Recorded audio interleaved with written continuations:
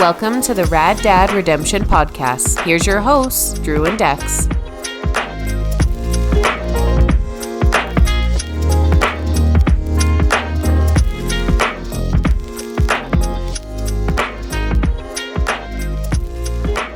All right, we're back, and it's been a minute. Like the moment you walked in the door, you were like, "Give me a hug." Oh yeah, and we were talking about this, and even Meg brought it up. It's like the longest we've gone without hanging out, probably in the last 3 years. You don't know what you got till it's gone. Distance makes the heart grow fonder. It does. I was at home, and I was doing that thing where it's like, here we are. We're not doing the morning show routine right now. We're back on our bullshit. We're back on our like both got to work middle of the week, late at night after the kids are asleep. And I was sitting around being like, I'm pretty tired. Oh, I'm not going to be funny. I'm pretty rinsed. But I was like, no, we planned it. We're ready to go. And yeah, as I walked up, it was like a dream weaver. I was pretty stoked. And I don't know if you noticed, but I was like waiting at the door for you. Like my wife's putting the kids to bed. And that was a quick answer. You were right there. Yeah, I was like, he'll be here any minute. I saw the beware for everything sign on your door. Yeah, that's the thing with PD days. Kennedy gets up to some weird shit. Like I came home for lunch that day, and like Alicia was home with her all day, and there's just a sign on the door, and yeah, it says "Beware of everything." Beware for everything. Oh, okay. Which is deeper somehow. Yeah, it's kind of a mind fuck. Yeah. PD days. My buddy Bren, we were chatting about it because he was saying how fucking much he hates a PD day. And he's like, why don't you have just early dismissal? Because that was the thing. When we were in high school, you just went to school all the time, but you got out early on Fridays. Do you remember that? And the Catholic schools still do that. I see all the kids walking home at like noon on Fridays. Yeah. So the whole intent is that we've kind of taken all of that time. It still works out to the same amount of instructional time in a calendar year, but it gives us these days in the school without students where we can like have conversations about specific needs, do certain types of planning, and it is like a very fruitful use of time, but it does fuck over parents. I will say though, I think I prefer that to the half day, like as from a parent perspective of trying to like organize childcare and stuff. Yeah. Because if it's a whole day, then I know like, okay, one of us has to be working from home, or we've got to take the day off. Or like what I have done sometimes is I've booked Kennedy into the camps because like the field house of PD day camps. So it's like you can prepare far enough ahead, pay the $35 for them to go to the camp for the day, and they're taken care of. So I do like the full day because if it was a half day, it's like, every Friday you're going to lose half your day. Like I'm not going to pay for half a day of childcare. I don't even know where I'd find that for a 7-year-old. That's when you bring them into the office, right? You go get them. And you're like, I have done that sometimes. Yeah. Kennedy's pretty good at my office, yeah. I usually park her in an empty office with an iPad, just top quality parenting. She's your secretary. She's just picking up calls. Placing trades. He's taking a huge dump. Bye. He's been scrolling Instagram for the last hour. Hush up now. Yeah, man, I was excited to see you. I'm afraid of everything now. I'm afraid for everything now. But you were gone. Like you weren't available. I was gone. You were gone. Mm-hmm. You had to go to the doctor. I had to go to the doctor today. He was like, yeah, you're pretty fat. I had questions because my doctor implies it. My doctor, I'll like give him the list, like, hey, what ails you? What's on your mind? And I'm like, yeah, still having trouble sleeping. My shoulder hurts. And he does the like very thoughtful, like, And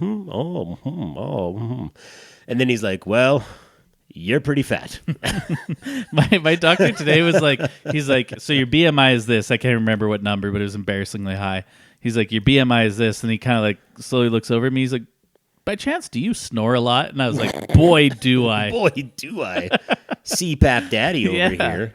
Yeah, he's like, yeah. And he didn't actually know I had a CPAP. That was from another doctor. So he was like, do you want to do a sleep test? I was like, been there, done that. Been fat for a while. Yeah, this isn't news. You're surprised. I knew it was coming. I hate the BMI too because it's like, it's color coded. So, you're like green, yellow, orange, red. And I'm in such deep maroon, Well, and here's the thing is like, he showed me my chart since last time I was there. And my BMI has actually gone up because I've been working out so much. But like objectively, I am in better shape and I am thinner, probably less fat on my body than I was last time. But because I weigh more, I've put on some muscle. And that's all it is. It's body mass index. It's not the best identifier. I mean, not saying that like, oh, I'm such a like super hunk, like just bag of muscle. Yeah. That it's like, obviously I'm fat, but like, I was like, I don't know if that's fair. Like, I don't think I should have moved up in the like unhealthy fat guy chart. Yeah. I don't know. Built like a house, hung like a mouse. Okay. we don't need them doctors. I don't go because like that sounds bad.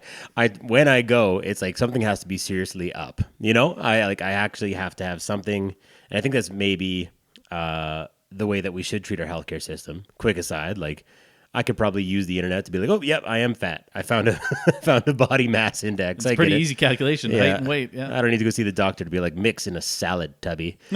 I get it. So I only go when I need like, hey, what is this thing? Do I have skin cancer? Is this skin cancer? Like that's it. Because if I go, he's like, yeah, buddy. I get a regular prescription refilled every 3 months, and usually he just does it over the phone. He's like, you sleeping okay? I was like, yeah. He's like, you had any heart attacks? I was like, no. And he's like, okay, here's 3 more months. I'll fax it to you. Yeah, still can't get boners. You're gonna need to increase my prescription, Phoenix. But yeah, but then the last one, he was like, well, when you run out, your next one, I want you in for a proper physical. We'll do your blood pressure and everything. And I was like, okay. And then I ran out before I went to Vegas. And I was like, huh. So I called him, and I was like, I need to get in. So you went in after Vegas? I just went in today. Oh, yeah. I mean, I'm an idiot. Of course, I knew that timeline. Yeah. I just established it. But I mean, like, if you're like trying to show a doctor, like, no, I am healthy. Oh, yeah. No, that was. And then you go to Vegas. Yeah. Okay. So there's a good segue. Tell me about your trip. I want to know like your favorite night. Well, first, I want to know shenanigans, big wins, huge losses. Love those. First, I know that it's a running joke on this show that I'm terrible with gifts. Oh. But I have brought you back gifts from Vegas. Shut and up. I don't want to jerk my own dick too hard, but I may have outdone myself. Come on. All right. So I got this happy birthday, because your birthday's coming up, right? Yeah, it's in April. What day? It's April. What day? It's the end of the month. It's the 28th. Okay. I was like, I really hope it's like not today. Yours is July 6th. Yeah, I'm not 1990. I'm not good at beautiful baby boy birthdays. enters the world. Yeah. Okay, so first one. I did all of this. Multiple? Oh yeah, there's several gifts. Oh my god. I did all of this shopping on my last day in Vegas because my flight got canceled and I didn't leave Vegas until like 6:30 that night. Everybody else left either the day before or early that morning. So I had a whole day in Vegas to kill. I'd be right back in the casino. I was already like, no, I'm good. I straight up like, I love gambling. I love gambling as much as anyone else. I was like, I think I've had enough of smoky casino floors. Yeah. Okay. So, anyway, we stayed on Fremont Street, and so I was walking, going to all those like shitty souvenir shops, buying souvenirs for everybody. And I was like, okay, so for Drew, I want to get him like the ugliest, most stereotypical Vegas shirt.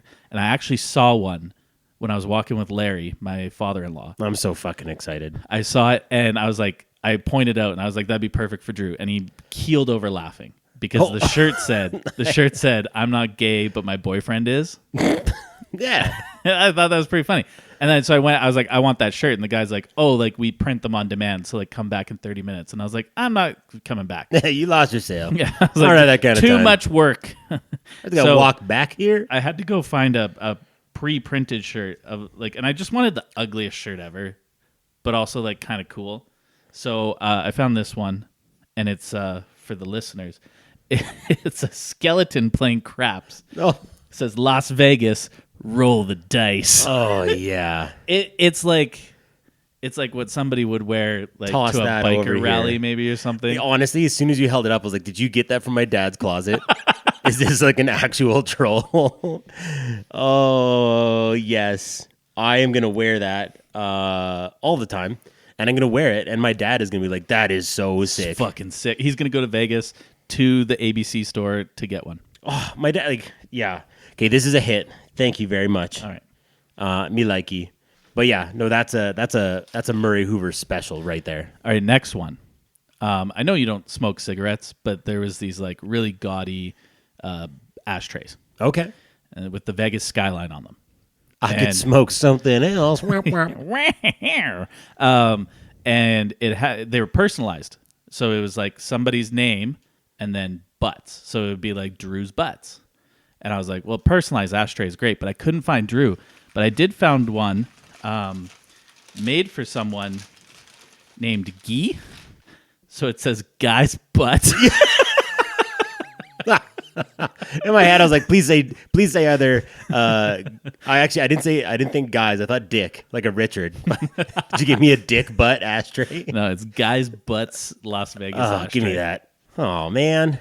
And then last one. 3 gifts. 3 gifts. I remember I said we might have to go back to Vegas soon. Yeah. So for you, I've put in a $25 bet for the Oilers to win the cup. Holy fuck. So you've got a sportsbook ticket. Shut up. For this year? Yeah. Ooh. How much does it pay? What's the payout? $237.50 USD. So about 1 million CAD. A lot of money Canadian. I could be retiring very soon. Oh, no way. What are their odds?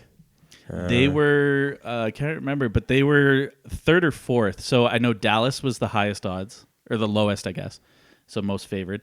I think Florida was next. And then it was either Edmonton or Washington. Which is crazy because you have the Jets right now who are like historically good. Yeah. Like they're going to finish, I can't remember how many points they have. They were right now. the first to clinch their playoff spot. They've got like 109 points, 110 points or something like that. Yeah. Like it's insane. So part of it, though, is the more that people bet at sportsbooks, they've got to change their lines because if they just offer these great odds on, say Dallas and everybody's betting Dallas, then they could potentially get rinsed, right? So that tells you a little bit about it's a balancing act between who they actually think is going to win, who their actuaries think is going to win, and how the public is betting. So okay, this is a gift in more ways than one. I mean, it's the gift of optimism. Yeah. Because I don't know about this year. And I'm not saying that as like a guy who doesn't love his team. There's just some monsters in the West. And, like St. Louis right now, it looks like they may never lose again. Yeah. So, I mean, I am hopeful, but I'm not holding my breath this time around.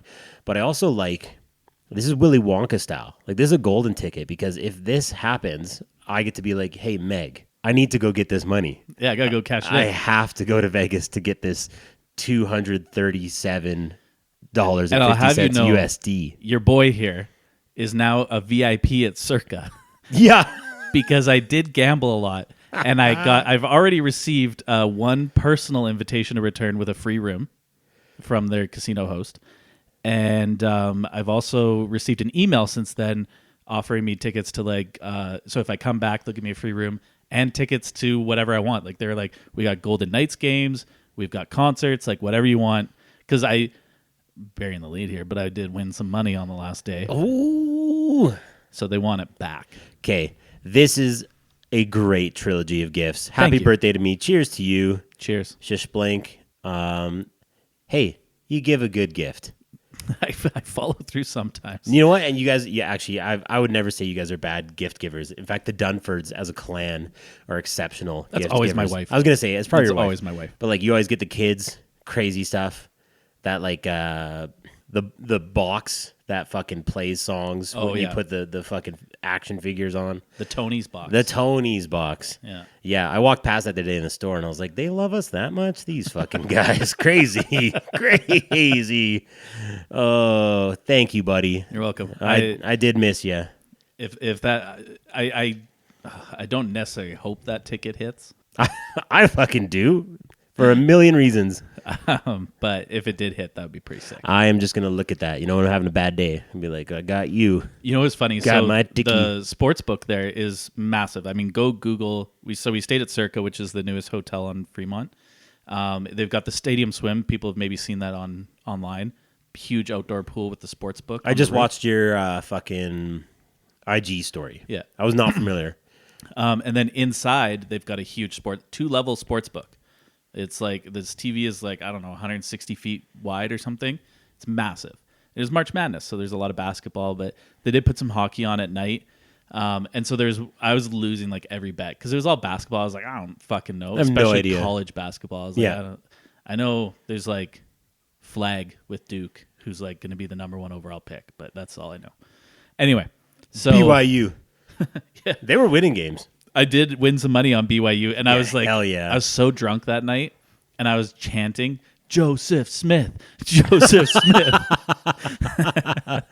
Oh, man. But yeah, I don't think Joseph Smith would have approved of how I polluted my body that night. But so the first day, I don't know. They that era of Mormon, they were doing some shit. yeah, I guess.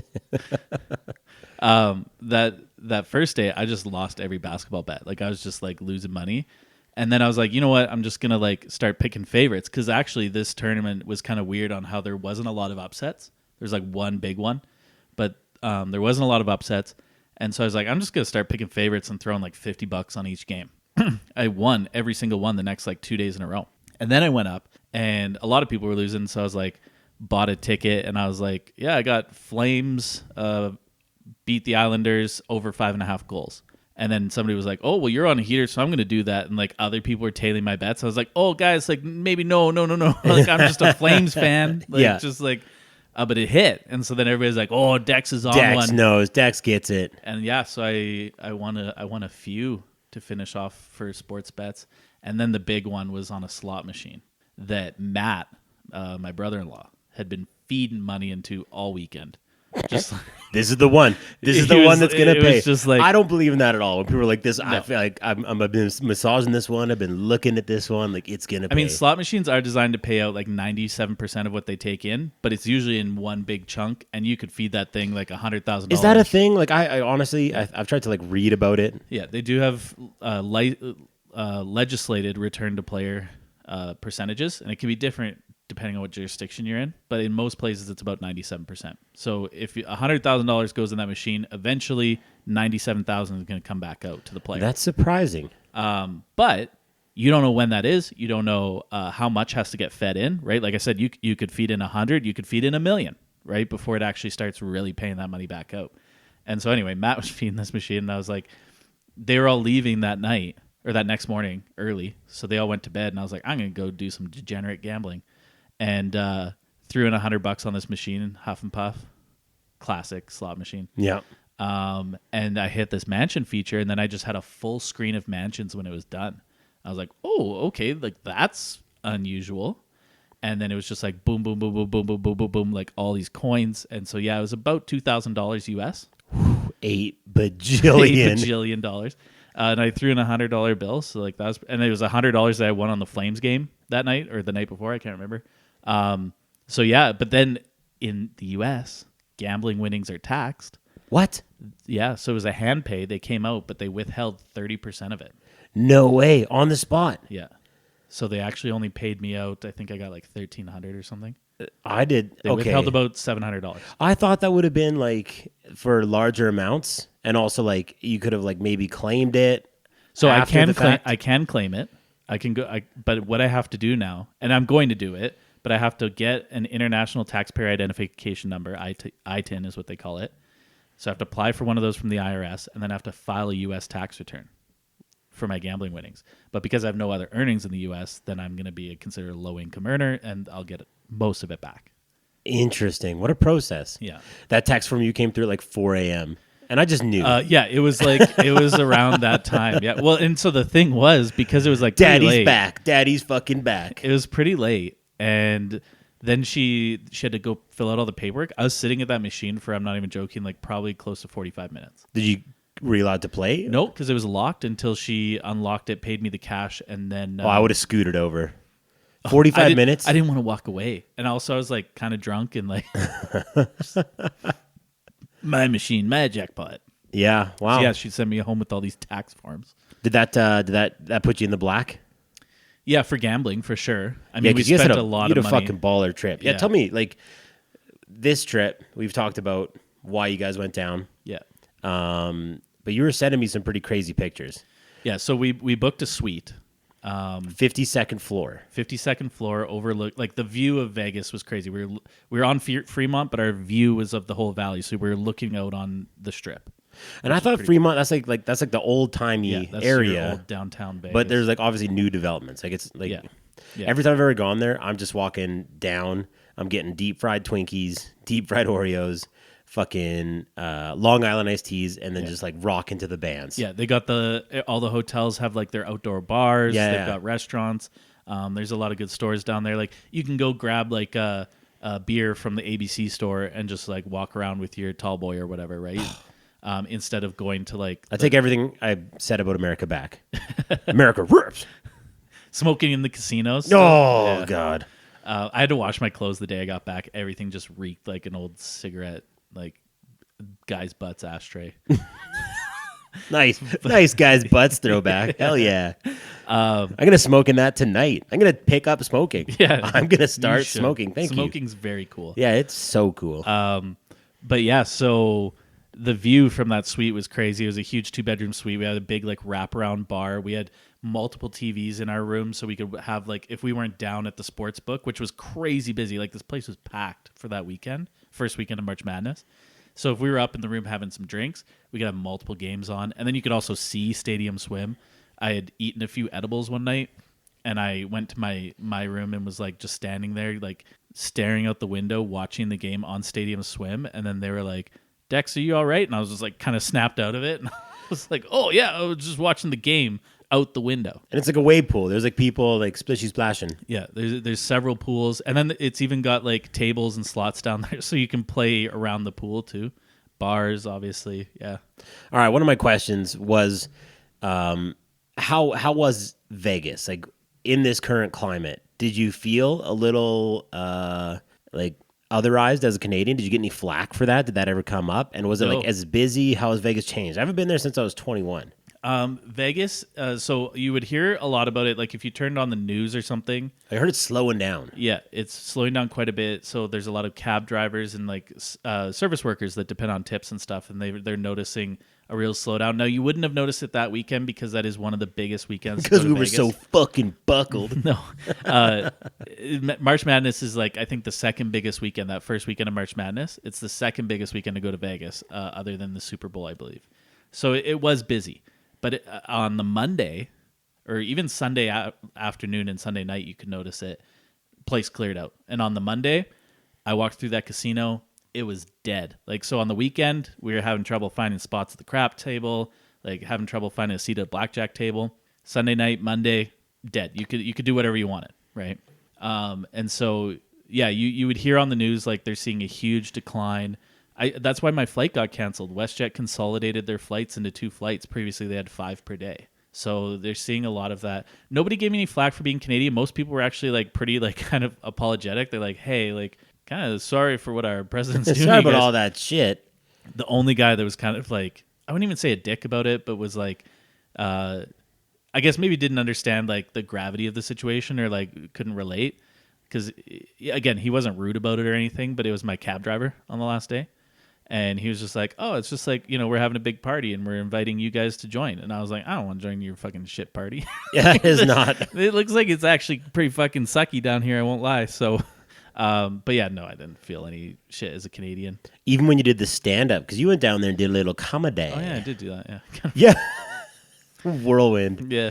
That's every time I've ever been to Vegas. I've been a couple times. Like, they're messy. And I was there basically 2 days longer than anyone else. I went down early, day before, and I was the last to leave. So I was the first to get there, last to leave. And so by the time the end it rolled around, I was like, I'm fucking done. Nothing to do with Vegas. I was just like, I've drank way too much. Got it out of my system. Yeah, like it was a lot. So yeah, I did stand up, and yeah, people were pretty chill. They were like, oh, it's cool that you like came from out of town and just like signed up for this amateur night. By the way, like the host was great and all of that. Quite possibly one of the worst comedy shows I've ever personally attended. You had texted, and I was like, how'd it go? How are the other acts? And you're like, they were like and Dex never audience. He never says anyone's really bad. I try to be positive. I'm just like, I think behind closed doors when we're off the mic, I'll be like, that guy actually was fucking brutal, But you said there was zero laughter. There was 2 guys that did okay. They were like pretty good. But like it was all amateurs, so it wasn't like a booked like headliner or anything. So there had to be like at least 20 comedians went up, and the first guy went up. He was okay. He started okay, and then the second guy went up, and it was like no laughs. It's like ugh. And also it was a bar. It was like my unicorn show. Like half the people there were just there to drink like the $4 PBRs. Oh, So they're not even. Yeah, they're not there paying for comedy attention. necessarily. And then the third guy went up. He was pretty good. You know, got some laughs or whatever. And then like there was a few in a row. Boom, boom, boom, boom, boom. Like so bad. One guy was like 2 minutes into his set and he's like, I'm fucking bombing, and like just put the mic up and like walked off. Did he say that? Oh yeah, he's Did he like, I'm fucking bombing. I'm fucking bombing. Yeah. That's the biggest laugh of the night. It was. I'm fucking bombing.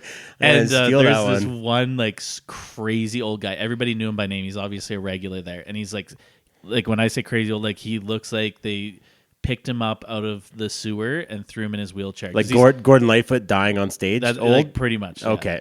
He was sitting there and he was like kind of hunched over. I'm leaning over now. He was kind of hunched over in his wheelchair, and he had his nurse with him. And everybody knew him, so I was like, oh, he's a regular. No, he fucking went up. Like, he did a set. And, like, actually, his was one of the funnier ones because he was just talking about, like, how he just got out of hospital or some shit. And he's like, you know, you never want a male nurse changing your diaper. And I was like, can't relate, but, like, that's fucking wild. Like, and then, yeah, it was the place was called the Dive Bar. And it was a dive bar. Like, They called their shot. oh, yeah, they knew what they were. Like the host, again, super nice. It was like a guy and his girlfriend. The girlfriend like baked cookies, and they just like put out these plates of cookies. And I was like, oh, like cookies at a dive bar from a stranger. Like, gonna wait to have one till after my set. It was a fantastic cookie, by the way. Nice. But Hopefully you had your Twin Ricks vax. Fucking the old hepatitis cookie. and then Matt went to go order some food, and they're like, yeah, you go outside, like around the corner of the building, and knock on the door, and that's how you order, and then it's cash only. What? And so Matt was like, okay, so he went and like knocked, and then they opened the door, and it's like right into the kitchen, and the like line cook is like, yeah, what do you want? So like Matt ordered like, you know, a couple orders of wings or whatever.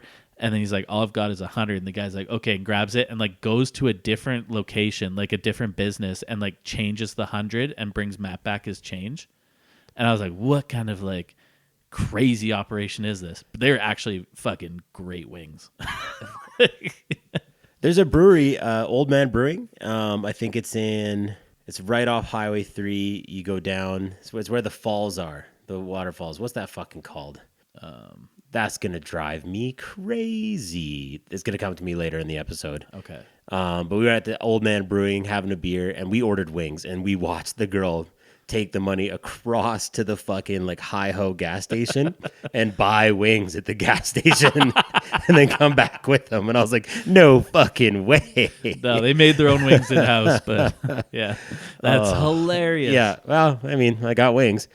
And okay, last question. You went to a concert. You went to Grateful Dead, which I thought was such an interesting choice. Yeah, like I'm not really into that music, but they were playing at the Sphere, wanted to see the Sphere.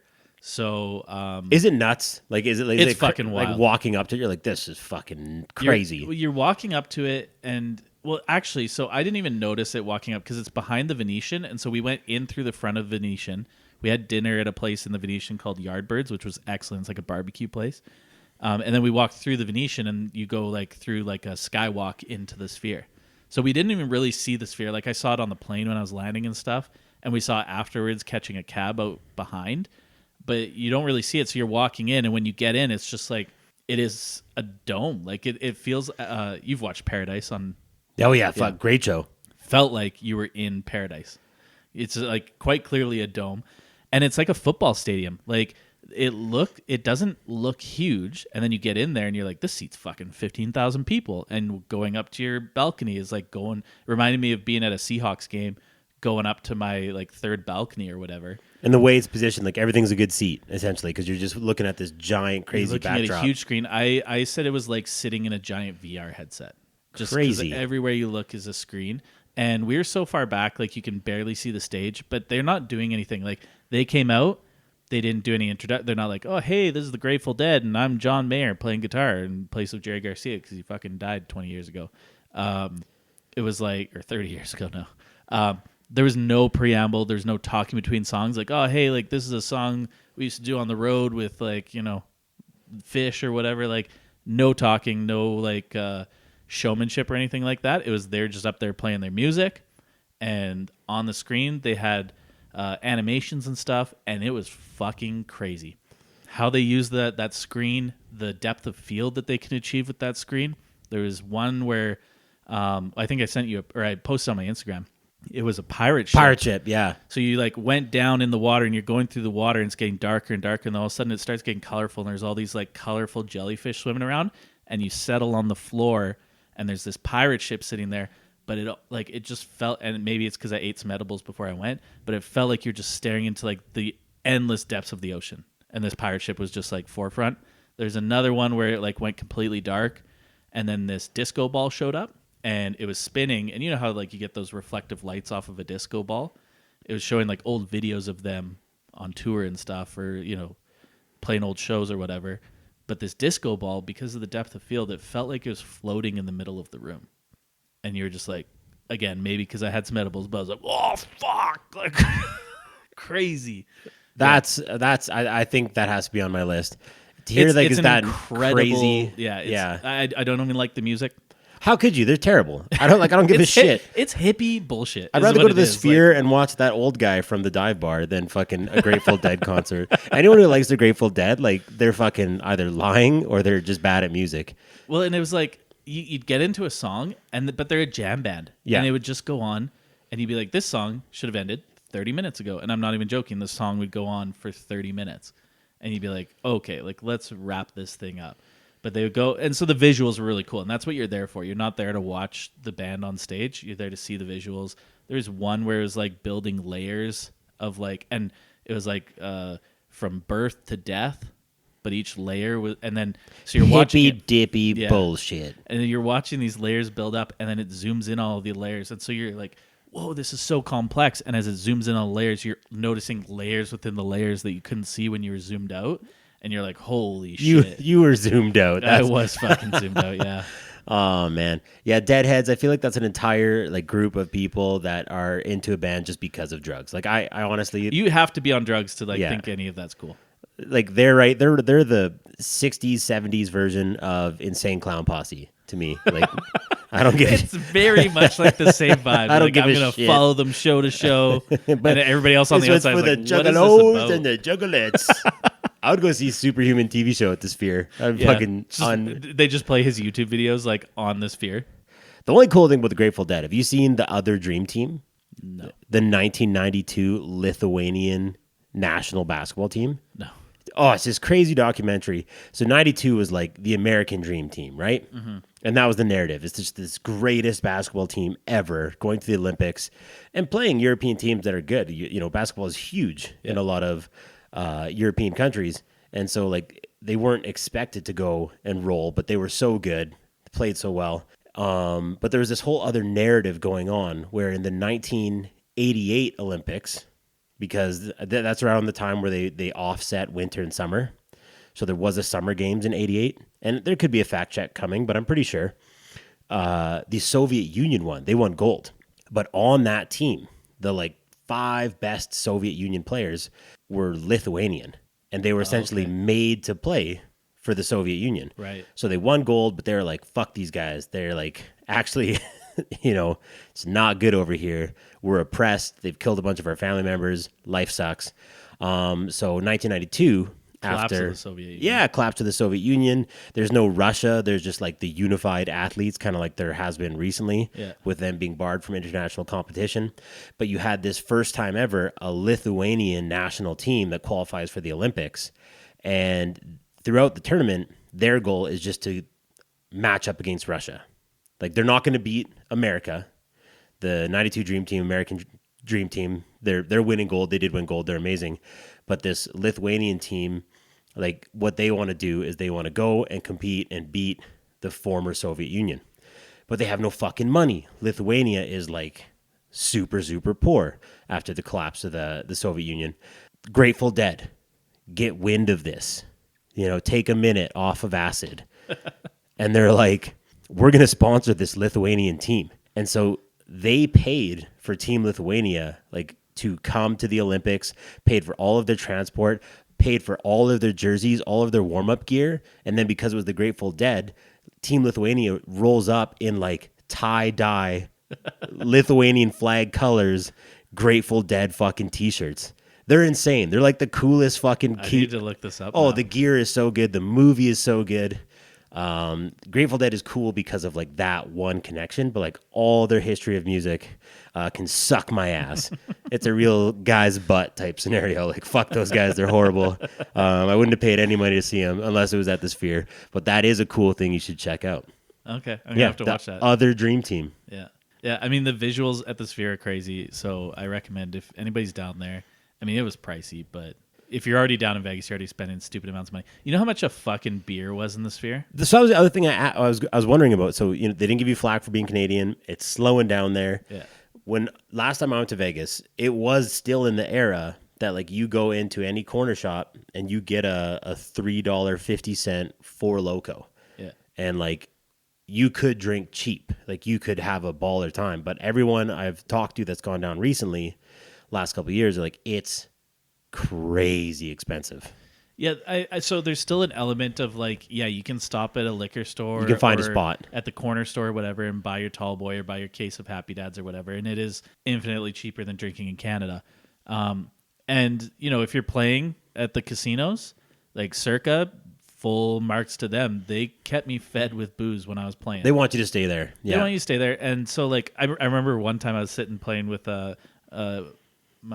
his name's Justin, but he's my wife's cousin's husband. I don't know how that ties into the family tree. What that would technically anyway. So you're looking at me. I'm fucking. Yeah, I don't know what that makes them. Somebody call us. So we were sitting playing some blackjack, and this lady came around, and she's like, "You guys want drinks?" And I was like, "I'll have a rum and diet." And like that's just my classic casino drink, easy to make, whatever. And so she comes around and she gives everybody else their drinks, and she looks at me and she's like, "Would you like a drink?" And I was like, "Oh, like I ordered a rum and diet, so like I still would like that." Yeah. And so she was like, "Oh my God, I am so sorry." And I was like, "No, it's fine. It's whatever."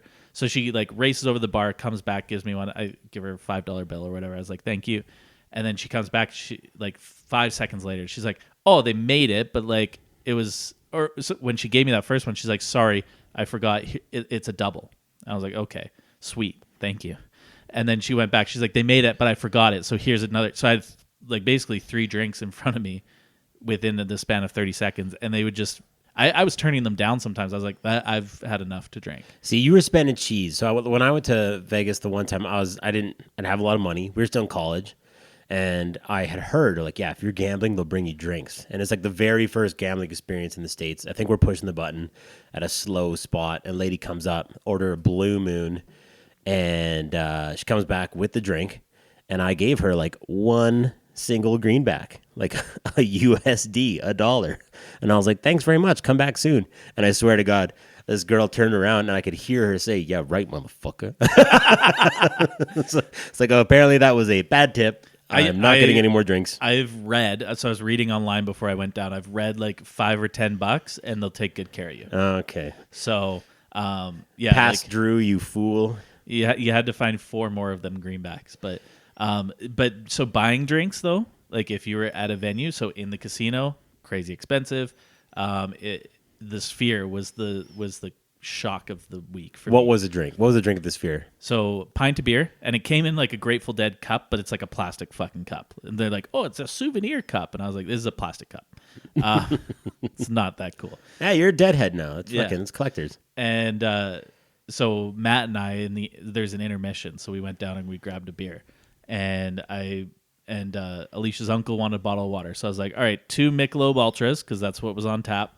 So not even like really high quality beer, like your standard fucking gross piss water, yeah. And a bottle of water, please. And the guy rings it up and he turns the thing around. $57. It was like $22 US each for the beer. Wow. So that's a $30 Canadian Michelob Ultra. And then the bottle of water was like, I don't know, whatever, $7. You guys do the math.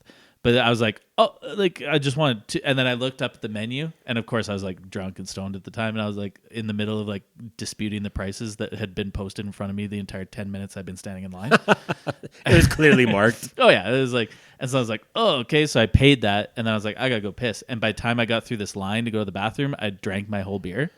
And so then I went and I saw a lady that was selling tall boy Happy Dads. And I was like, give me one of them. That's a better idea. Yeah. Pour it into my cup. But that was, again, $22. No way. Yeah.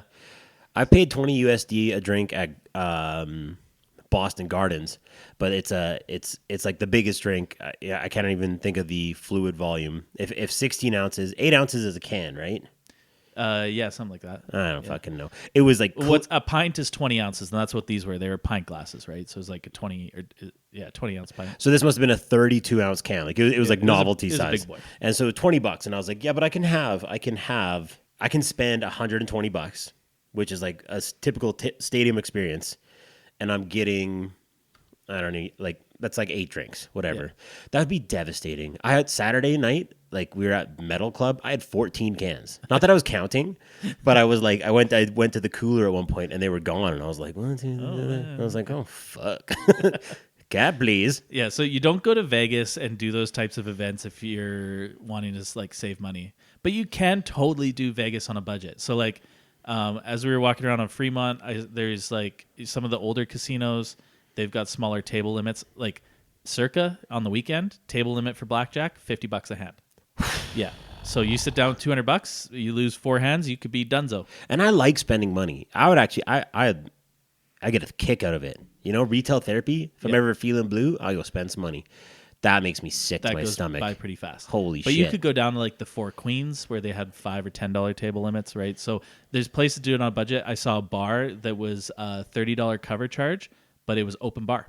Oh, okay. So you could go in there and get your fill of drinks. And yeah, you can go by the ABC store or whatever and buy a case or buy a tall boy for cheap. And so it's like, and then yeah, you can go to a nice dinner. Like we went to a fantastic steakhouse one night. P.F. Chang's. Yeah. Yeah. I fucking love P.F. Chang's. Or you can go to Guy Fieri's fucking burger hole. Yeah. No, there's great ones down there. I went to Steak and Shake for like a drunken meal one night. It was like $10 and like quite honestly the best burger I've ever had in my life. So fuck yeah. Yeah, you can do Vegas on a budget for sure. But yeah, most of the stuff you want to go to the Sphere, you're spending cheese. You want to go to a nice steakhouse, you are fucking spending cheese. Like, yeah. Well, I'm glad you went for it. And I'm glad you had a good trip. I'm glad you're back. Thank you so much for all these wonderful gifts. The Oilers are going to win. They're winning the cup. I'll be spooking doinks in this guy's butts. I can't wait. I am going to wear this shirt. My dad does listen to the podcast. Shout out, Murdog. Love you very much. I think he's a fan. He was on the show. He listens to it. He's like, I just think he's definitely one of the. Well, no, he's one of those dudes.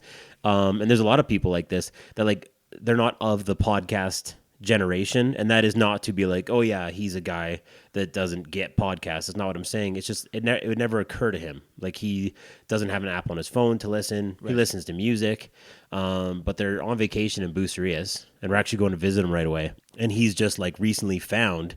He's like, he texted me. He's like, I actually just been sitting at the pool and like I'll listen to your podcast, and I've been listening to like all of them. And then he gave me shit because I had called him out on buying that fucking like streaming service. Oh. Yeah, he was like, fuck you. That is not fucking correct at all. It's way cheaper than that, and it's a real company. Fuck you. And I was like, Dad, I say a lot of stuff on the podcast, okay? And I also say a lot of stuff. He should have emailed me so that I could like fact check it. I also say a lot of stuff that like I don't assume people are going to listen to, namely my human resources department. But if he hasn't listened to this episode before I rock this shirt, he's going to be. Have you seen that?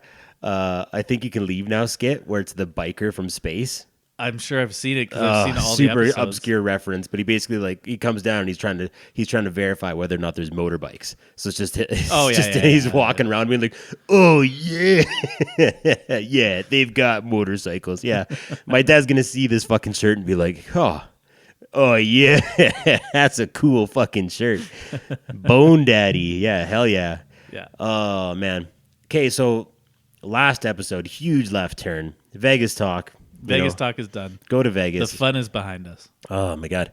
Time to recover. So last episode we did some political chat. Yeah. And it for whatever reason, we've done it before. This one was kind of, I don't want to say lightning in a bottle, but it resonated. It resonated. It was like I looked at our stats. It was our most popular episode. Yeah. Yeah. Ever. Yeah. Which is crazy. Which is wild. And we Yeah. got like quite... And we've had some very popular ones. Like I think about the one with Kelsey, had huge first month listens. Yeah. Like obviously she drove a lot of attention from people who follow her and stuff like that. So, when we put out these episodes, especially just the two of us with nobody, potentially promoting on That was just their us. own socials. Yeah. It was... Although I did pay for an ad, but it was after it had already blown up. I paid for the ad on Instagram because you saw the I saw it was numbers blowing up. I was like, okay, there's something here. And so I was like, yeah, I will spend $20 on Instagram ads. And we attracted some fucking crazy people. We'll get into that. We later. immediately attracted trolls. But I do think just because we had that conversation and we got such good feedback, I felt like, hey, let's follow up on that story. Let's talk about a few other things. So not saying this is going to be a recurring segment, but this is going to be our politics segment. So Dex, play that fucking jingle. Okay, I'm good. Yeah. It's politics time on the Rad Dad Redemption Podcast. And so, my fellow Americans, ask not what your country can do for you. Ask what you can do for your country. We shall fight on the beaches. We shall fight on the landing grounds. We shall fight in the fields and in the streets. We shall fight in the hills. We shall never surrender. I'm going to bang a porn star in the Oval Office to fight back against the woke mob. Tonight, we are once again reminded that America can do whatever we set our mind to. That is the story of our history. I think Rat Dad Redemption does the best political commentary there is. Jamie, pull up that video of two gorillas jacking each other off. Where's Olivia Gondak? It says that I wanted to eat her pussy, Olivia Gondak. I've never said that in my life to her. I would never do that. I'm happily married. I've got more than enough to eat at home. Yes. I'm pre-reacting to that jingle, but I know it fucking rips. I'm in my car right now. Listen up, me. That was sick, and you knew it would be. All right. So since our last podcast, this was kind of interesting. Regarding the AHS scandal, okay? RCMP has announced that they are investigating. Do you feel like we did that? We undeniably we played a role for sure. We called it before. We said they have to investigate, and I know other people have been calling for that. Like, obviously, probably Nahid and Nenshi played more of a role in getting the RCMP to investigate than we did. But it was kind of crazy. Like this was blowing up, and it was really like dominating the news cycle. I feel like it's kind of fallen off a little bit, but. The RCMP, like 3 or 4 days after we dropped that episode, said that they're going to start investigating. Yeah, we're looking into it. Yeah. And nothing's come of that, obviously. And I bet you nothing will come of it. Yeah, but they are. They are looking into it. They had RDRP on in their cruisers, and they're like, wait a tick. This sounds sultry. We got to take a look at that. Sam Raish, okay, MH Care. So he's come out and responded to the allegations. So he's emphatically denying that he dealt with Smith's inner circle at all. Asserts that all the contract procurements, all that processes, they went directly through AHS, and they're just normal as fuck.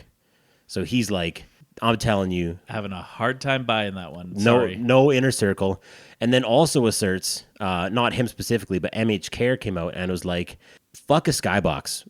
We have always been tight with all political parties. Sam Raish, before we had a conservative government, when NDP was kicking it, he was like hosting dinners with Notley and her husband and the ministers. She was tweeting about him. There's like now scrubbed tweets of Rachel Notley coming out and being like, this Sam Raish is, he's doing God's work. He's a philanthropist. Look at him. Yeah. He delivered all this NGO fucking support to Lebanon when they had that giant explosion. Right. It's not uncommon for these vendors to just be friendly with all political parties. Yeah, and I think my argument against that would be, okay, yeah, that's fine. You're having her and her husband over for dinner or whatever.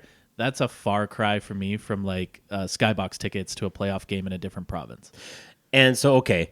I'm quoting David Staples from the Edmonton Journal. It's standard practice for business leaders to seek out and socialize with politicians. There's no foul play so long as it's transparent and within the government's hospitality rules on accepting gifts, which we can't necessarily say about that skybox shit because it's all cloak and dagger.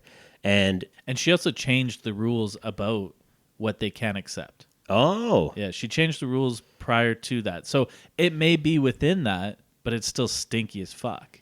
It's still stinky, and I don't think it changed anything because, you know, what we're talking about, it wasn't the NDP that did those fucking shady deals. Yeah. It was the Conservatives, right? Yeah. And he from what I understand, he was a legitimate, successful business leader. He had a oil field training company that spun off into MH Care. So, like, I don't disagree that he might have been a very successful businessman who legitimately earned any previous contracts that he would have gotten with the government. I think it's these healthcare contracts that he fucking failed to deliver on and also made a shitload of money off of that. The shitty masks, the Turkish Tylenol. Which, did you read? They've already spent like something like $500,000 in disposal fees. They're spending more money on it. Oh, well, you can't just take these bottles of medicine, whatever. Dump them into the Bow River. Well, yeah, you can't just like throw them in the landfill, right? Because it's going to seep into the fucking water. And it's not like throwing out an old bottle of expired Tylenol from your pantry or your medicine cabinet. It's almost 5 million bottles of Tylenol that you can't just dump them in the landfill, right? So there's disposal costs and there's storage costs for these.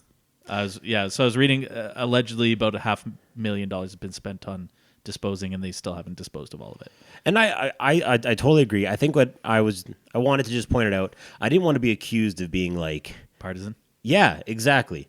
And I thought, okay, I think it's worth adding to the conversation that this MH Care, this Sam Raish character, like he's been buddying up with political leaders in the province to advance his own business dealings for some time. And it's not exclusively this one party that's engaged in it. It's this one party that has wasted all this fucking money on insanely ridiculous shit and is fucking covering it up and potentially lying about it, as indicated by Athena Mentsopoulos's, I'm never going to get that name right, her civil suit. But I just didn't want to be like, hey, we're out here conservative bashing, because that's not the vibe. No. And also, I'll argue to his credit, I mean, if you're going to get great business deals, like, yeah, of course you pursue that. Oh, he's out of the deal. He's fucking, he made a lot of money. Yeah. And if you're going to get another one after you already kind of did a shit job of delivering on the first one, I'm not going to, like, he's a businessman. He's there to make money. Am I here to say that, like, potentially I would have turned down a business deal because I'm like, oh, sorry, I didn't do a good job the first time. So, you know, out of the goodness of my heart, I'm going to turn down this $650 million deal for my business. Like, no, obviously not. Like, I would say, yeah, he's done a shit job of delivering on his contracts, but can you fault him for taking them? Like, no, he's trying to run a business. He's got employees. This is the government's responsibility. If they want to buy his fucking shitty masks from China and then be like, wow, that was so great for our frontline workers, we should buy all this Turkish Tylenol and use all these fucking private surgical clinics that he's going to set up or whatever the fuck, right? Yeah. That's the government. That's not him. Government. You're going to buy that shit? You're trading cows for beans? Good for you. Yeah. Yeah. Yeah. So I think, yeah, his name has definitely been dragged through the mud, and probably a little deservedly so, because he's done a shit job of delivering on these contracts and has soaked up a lot of taxpayer money. But there is ultimately somebody that's responsible for that taxpayer money, and you got to do a little more due diligence before you hand it out. Yeah. So nothing's really moved on that. They're just like, you know, that's what's come from the story is there's the rebuke. There's a like, I don't fucking think so. We weren't dealing with the inner circle, and business is business. It's been well established that that's how things get done in this fucking province. Yeah. And I've also read the average timeline for the RCMP to complete an investigation of this magnitude in Canada historically is about 7 years. So when I said earlier that nothing will come of this, like two more provincial elections. Yeah, we could have a totally different government. Danielle Smith could be living in Florida by then. Like, oh, that's on my. Oh, you're very prepared. I see this paperwork in front of you. Done. Well, I'm just following up with the characters. You know, we talked about a lot of people. Yeah, and I feel like where are they now? Where are they since our last podcast? So checking in with Athena Mentsopoulos. I think that's it. I think I finally fucking said it correctly. So obviously she's filed the civil suit. AHS now, another rebuke, is saying that the former CEO sent a dozen or so, maybe it was like 11 or something, confidential emails to herself the day before her firing, which was a breach of her employment conditions, giving them just cause to terminate her. However, they didn't find out about these emails until March 19th. Okay. So they're saying now after the fact, they're like, wait, we had a fucking reason to fire you, but they found that after they had already fired her. And I would love to know the content of those emails, because I bet you if it's the day before she got fired, she saw the writing on the wall and she wanted to cover her ass. Fucking, exactly. I was like, I don't know about all that. And I have it right here. Of course she's stacking those fucking emails.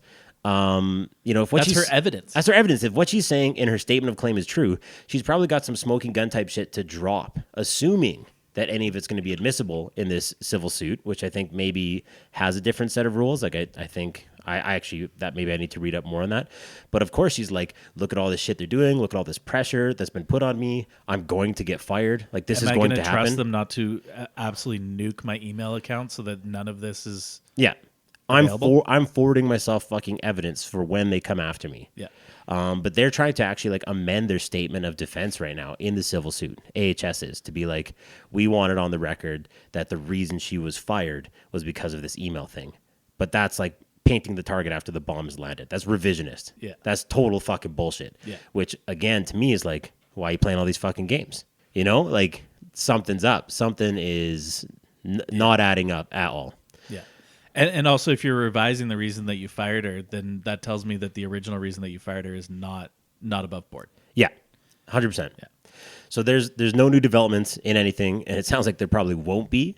Could be we could be talking about this for years. Yeah. So there is the where are they now of those characters, but meanwhile in Alberta. And this is new. This is what I think we end up talking about most of the time. Will kind of let us down this road. You were obviously following Nate Pike, and like this story is insane.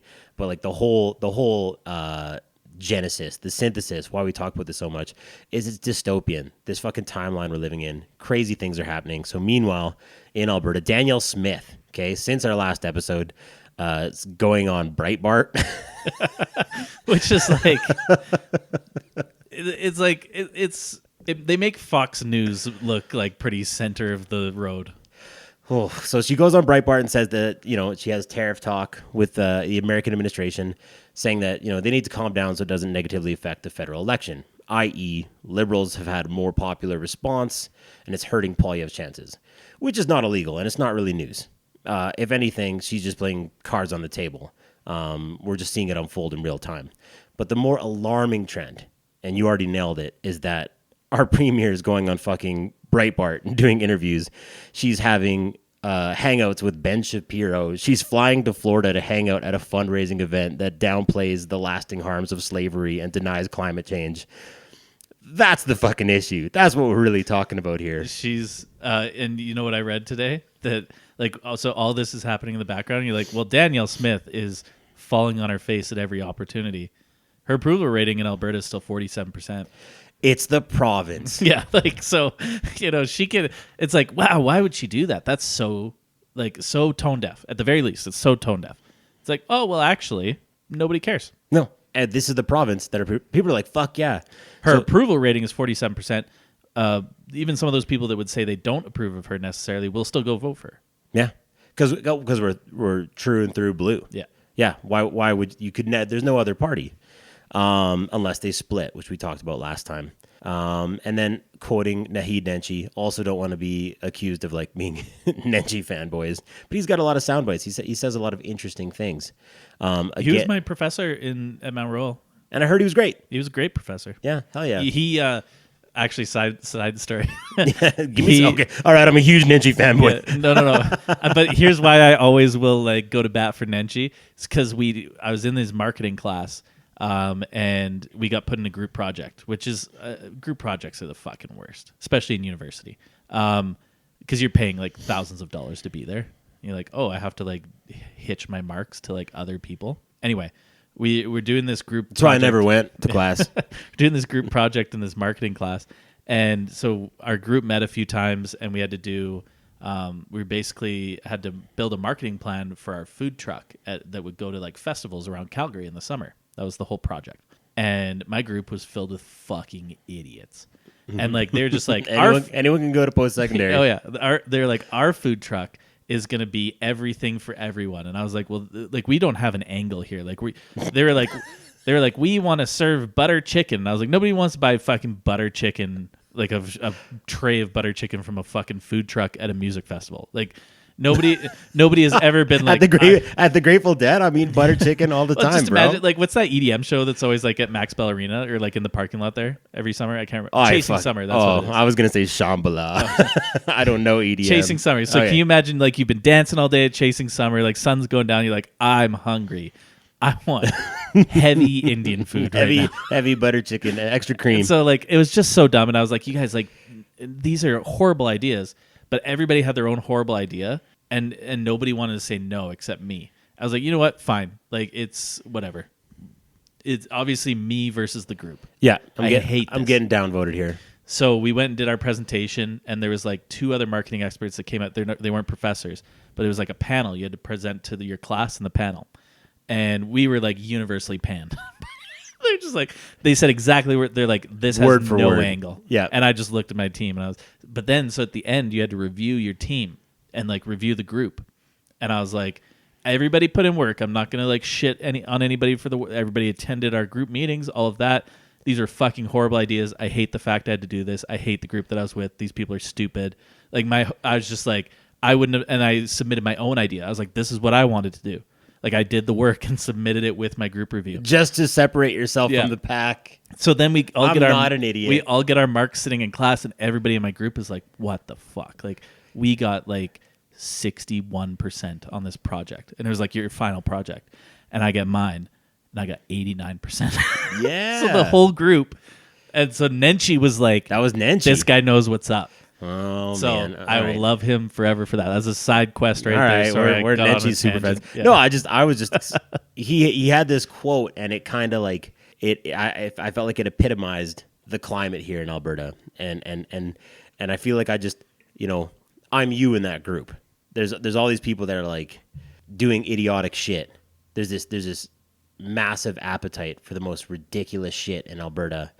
And I'm gonna have to submit my own paper, and no one's gonna grade it, no one's gonna pay attention, right? Yeah. That's like what he said. He says that for $1,500 US a ticket, Danielle Smith will share the stage with a man who said Arabs live in open sewage, blamed a young black man for his own murder, insulted trans people endlessly, and has denied climate change repeatedly. And also called Canada the 51st state. Yeah, like at that fucking Prague U private fundraiser, like, and on his podcast. Like, what? That's what our premier is spending time and effort doing. Yeah, engaging with these people on behalf of our province, and we're just like, no. More of that. Yeah, Alberta sucks. Which is where we ended up. That was basically the summation of our last podcast. Yeah, it's like it's still pretty doom. Yeah, pretty still doom and glooming over here. So here's when you know that you've like kind of fucked up. Is even Tucker Carlson, not a great dude. Does not have the greatest opinions. He went and basically like propped up Vladimir Putin in the middle of the war. The old Putin propo. Yeah. He even came out and said Ben Shapiro is being. Is it a pyro? Is it Piro? I don't know. Fuck him. Sorry. Go ahead. But he came out, and I don't know if I saw a clip of it on Instagram, and he actually got into a debate with Piers Morgan. I think they're in Israel, and they were talking about the war over there, Israel and Gaza. And he was like, Ben Shapiro, whatever. He's like, he's out to lunch because Ben Shapiro's like, like fucking glass the whole thing, like just bomb it to smithereens. And he's like, no, this is evil. So when Tucker Carlson, is the voice of reason, something fucking evil. If Tucker Carlson is the voice of reason, that's a fucking problem for you. And I would not be entertained. I agree. People have different opinions, and I think we should live in a society where we can discuss those things. But there are things that are wrong. And I don't care what side of the aisle you are on that war, and we're not going to get into that here. But like, yes, bombing innocent people, whether it's collateral damage or intentional, whatever, is wrong. And I don't think you need to like have this like really well aligned moral compass to understand that. And that's what Tucker Carlson was saying. Like, he wasn't coming out and saying Israel doesn't have the right to defend themselves and stuff like that. Like, he was still kind of towing that line. But he was saying what Ben Shapiro said, called him out by name, is evil. And so when I saw that, I was like, that's who our premier's sitting with. That's the company Danielle Smith is the keeping. guy that even Tucker Carlson thinks is an evil piece of shit. Sick. Yeah. She's got my vote. Yeah. That's the end of our political segment. I just wanted to touch base on all that craziness. Things are still fucking nutty. Yeah. We actually, it's funny because the feedback we got was like, no, keep talking politics. And actually, I really wanted to get Jess Hallam on, our Ottawa correspondent. She's gonna love. She's gonna love that I called her that. But no, she's actually like the most intelligent person I know, and she will explain things in a way that is very interesting. And we definitely have to have her on the show. And I wanted to set it up for tonight. But here's the moron I am. You know, we're recording here at 9 o'clock. We started at like 9 o'clock. So it's 11 out there. It's 11. I can't. She's got young kids. I can't get her on the horn for that. But we are going to set her up. The next episode, we are pure Masters focused. We are pure golf focused. Yeah. But then coming right out of that, we have a federal election.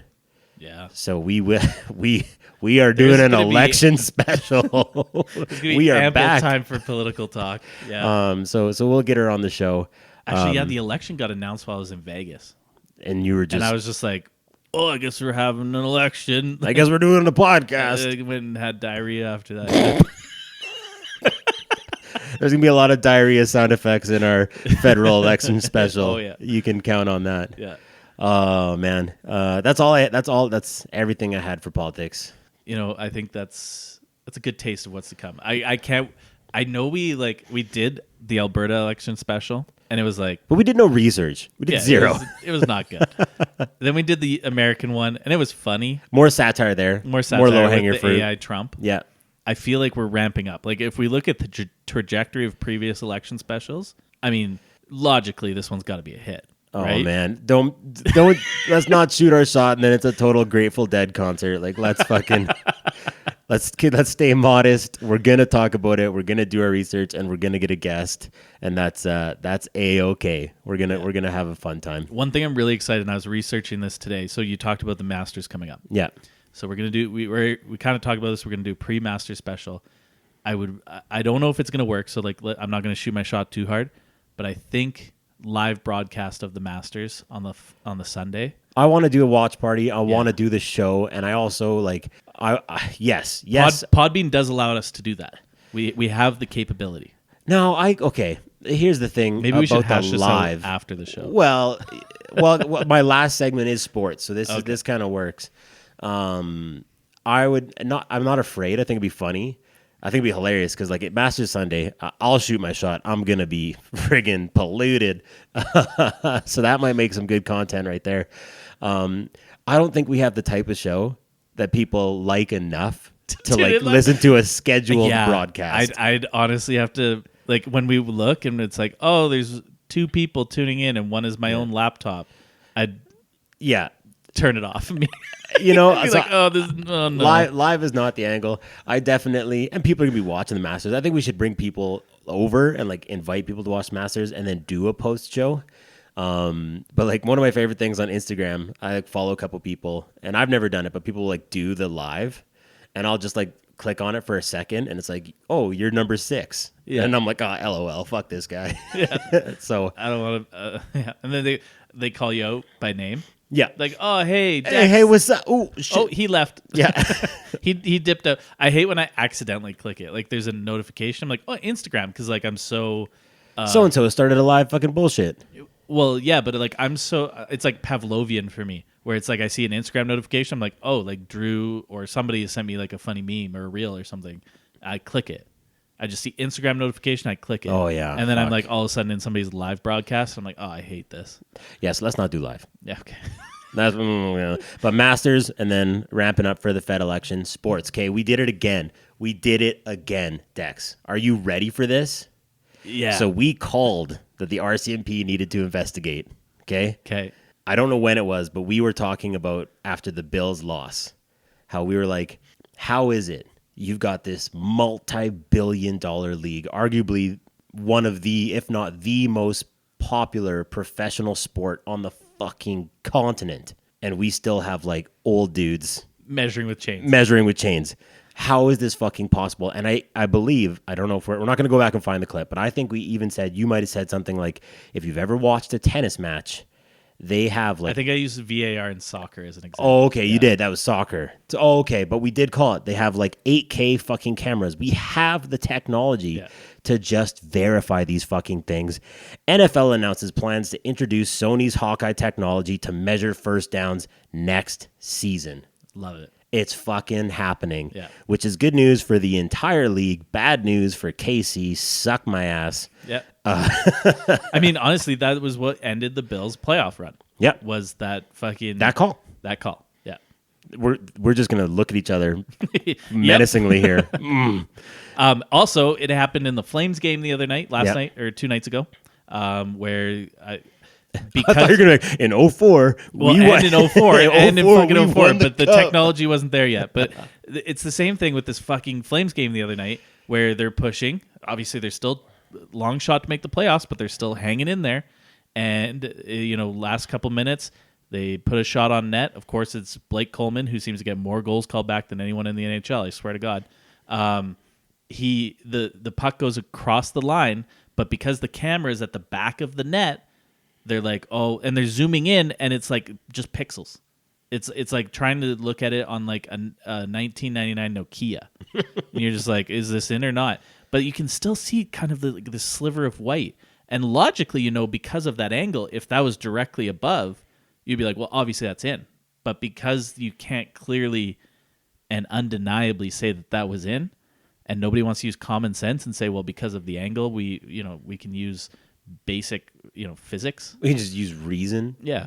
And so, yeah, the Flames got jobbed the other night. Yeah, they won in 04, man. They did. It was in. I got kids in school. Be like, Oilers suck. And be like, they objectively don't suck. Your team sucks. And I'll get kids that spout that at me. Be like, yeah, well, in 04. And I'm like, you were born in 2013. I was in your grade in 04, okay? Don't fuck with me, all right? Yeah. They're just regurgitating what their dad says. Yeah. Oh man, it's so funny. But yeah, so I think all sports, and I said this. I think I said this when we were talking about it. When there's legalized gambling now, and there's a ton of money on the line, yes, you need to do everything possible using technology to ensure the integrity of sports, because human error can happen, whether intentional or not, and you need to remove that as much as possible. I saw the MLB in their spring training; they were using the digital umpires. Oh, so it was pilot. Yeah, it was like. It would calculate the strike zone, and then the umpire would hear in an earpiece if it was a strike or not, and he could still override the call. But he was like, so it took away that element of like, a guy watching 100-mile-per-hour pitch. Yeah. And this invisible zone that he's invented because he's like, well, it's from the batter's knees to his chest. He's back off. Like in the NHL, I could at least I'll be an apologist. They are a professional sports league. There's not that kind of money there. There's a lot of NHL teams that are like hardly making it. NHL already has a ton of technology. Like there's chips in the guy's equipment now. Like, so that you can see how fast Connor McDavid is flying down the ice. Okay, fair enough. I was just going to say there's no excuse for a league like the MLB. There's no excuse for a league like the NFL to not introduce these fucking tech initiatives to make the game more honest, more objective. And these are $100 billion leagues. Thus fairer to bet money on. Yeah. And like less frustrating when your fucking team loses and they shouldn't have lost. Yeah. So it's good news. It's great news. Yeah. I'm excited. And then next weekend, watch them. Oh my God. Watch the first time that like they're like, oh, we think that was a first down, but the Hawkeye system wasn't working properly. It's like, fuck, not again. Or it's against us. We're like, this tech is bullshit. Yeah. It got hacked. Bring back the chain gang. Oh my God, somebody clip that and save it for like a year from now when we are saying that. Yeah, that's a hot take. That's a hot take we'll have to write down. So Masters next weekend. We're gonna be recording content before because we're gonna shoot our shot, which is, we've been saying that a lot tonight. Yeah, we're gonna jizz. I shoot a lot of ropes. Yeah, we're gonna be rope-a-dope. Gooning. You're gonna teach me how to get online and place bets. You're also gonna tell me who to bet on. And I'm just going to like match you. And then, hopefully we can pull this off. We've pulled off big things before. The combine. We can do a moving part one. If we can make a chili that is better than all other chilies. That's a t-shirt right there. We can make a chili. Honestly, and then by the time we wrap up the Fed election special, we'll be doing test pots of chili. Yeah. We will. We're taking We it are very so serious. predictable. Oh, God. Well, hey, that was a fucking great episode. I missed you, buddy. I missed you too. Thanks for all the fantastic gifts. Now I'm gonna have to really think about what's gonna come your way in July. I've had some ideas. Oh, okay. Yeah, there's some things percolating. Okay. I'm excited. All right. Well, thanks for tuning in, everybody. And mark your calendars for the federal election special. Yeah. Watch us not do it. Just get so behind. Oh, God. Later, everybody.